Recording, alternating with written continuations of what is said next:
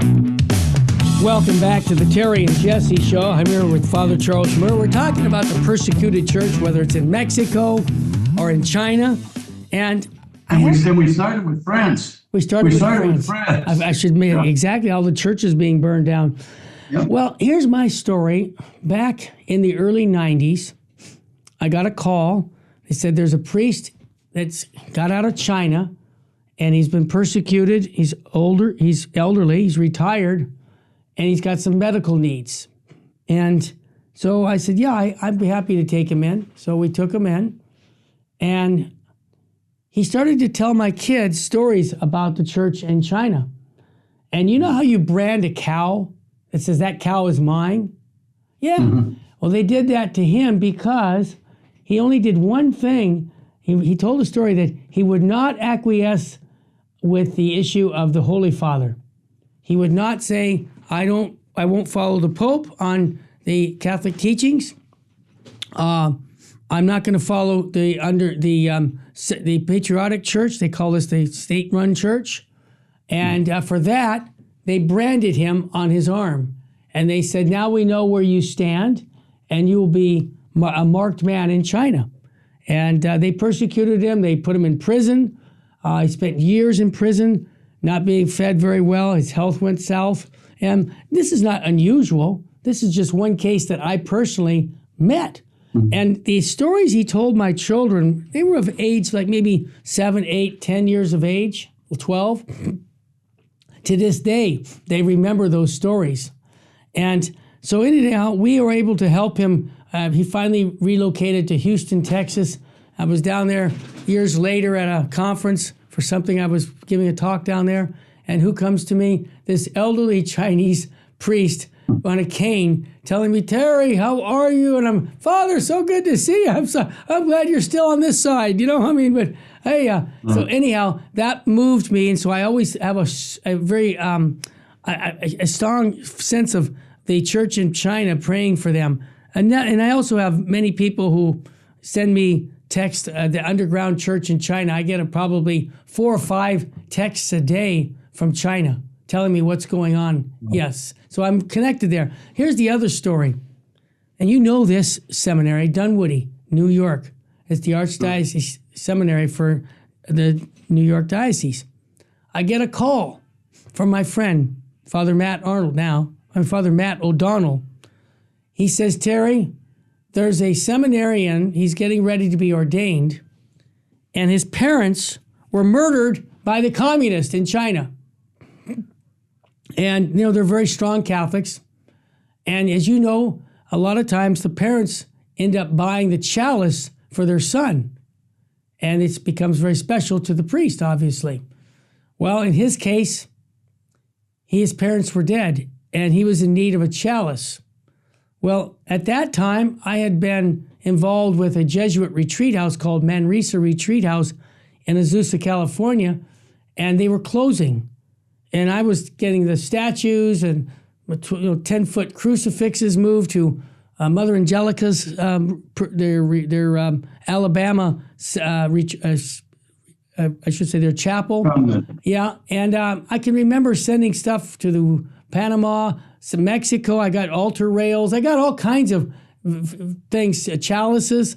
Well, here's what Father Matt, I guess, knew from his mother, that I was, kind of like brokering all this sacred stuff to places that needed it. Well, I had a chalice. Now remember, I'm not stupid, I might be dumb, but I wrote off all those donations for the government, because I said, hey, my accountant said, you need to appraise the sacred art, so that you can write that off. I said, okay. Well, there was a chalice that had all these, very beautiful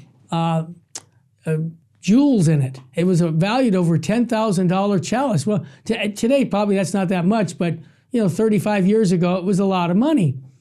And so I had this chalice, and my wife and I were saying, what are we going to do with this chalice? And we were just thinking, well, maybe there's going to be a newly ordained priest, that we can give it to, because we've got all this sacred art. Maybe we'll give it to the missions.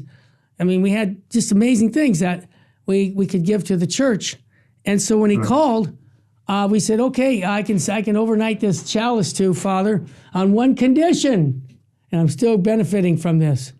Would you keep the Barber's family, when you pray, when you have your Mass, keep that intention, at least for my family, and that's my only requirement. And he said, yes. Now, here's the interesting thing about this story. I'm kind of belaboring it, but he got the chalice. He wrote me a beautiful letter thanking me. And you know where that priest is today, as far as I know? Back in the underground church in China with that chalice offering Holy Mass. So that moved me because today, I haven't even thought about it. That priest, if he's still alive, I hope he is, he's not in prison or something, he's still praying for our family.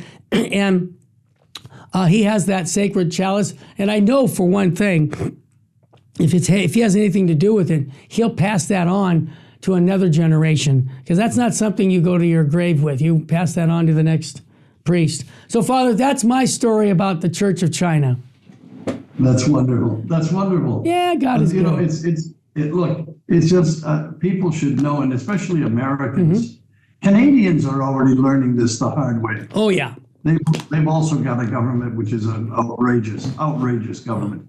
I don't know what in the world the Canadians did to deserve that. I don't know. But anyway, they're learning it the hard way. I hope we don't have to learn it the super hard way. Yeah.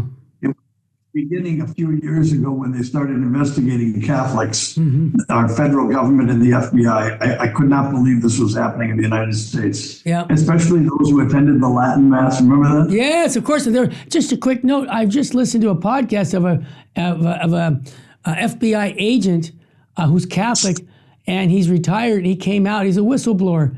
He told all the details. He said, I was moved. I said, why are we going after Catholics? You know, this is ridiculous. Because most, you know, Father, are you aware that 1/3 of the FBI, 1/3 are Catholics? And one of the reasons, they had two things. They wanted to hire Catholics because they were loyal. And I find that interesting that now they've turned the tables on the Catholics, that now they're persecuting us. But at one point, the FBI wanted, when they were having, recruitments, that was a positive thing. If you were a Catholic, they wanted. Well, J. Edgar Hoover, yeah, who began the FBI, yeah, had that as a core belief. Wow.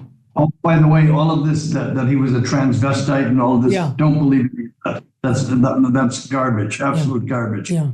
Made up by the what is it? Disinformation, misinformation. Yeah. Anyway, but J. Edgar Hoover, when he began the FBI, he himself was not a Catholic, but he said he admired the loyalty Yes. of Catholics to their church, Yep. or to their God, their church, and their homeland. Yeah. And that's the kind of people he wanted to work with. So yes, I didn't know yes, that. they were, yeah, That's yeah. interesting. It was. But anyway, we've got all of these countries, including our own, to some degree, Yeah. undergoing persecution. Right. We haven't really seen persecution yet. No. When I was in Mexico, I told you that I dealt with people who were still, they lost loved ones during the persecution. The army came in and slaughtered their men. It was a horrible situation. That can be the reality tomorrow. Yeah. That can be the reality tomorrow. That can come back. Yeah. And it's we're seeing it already in Europe, where Europe has taken this globalist approach to everything. Yes. And there's no place in globalism for the church. Right. Pope Benedict, wise man that he was actually a brilliant mind, just brilliant.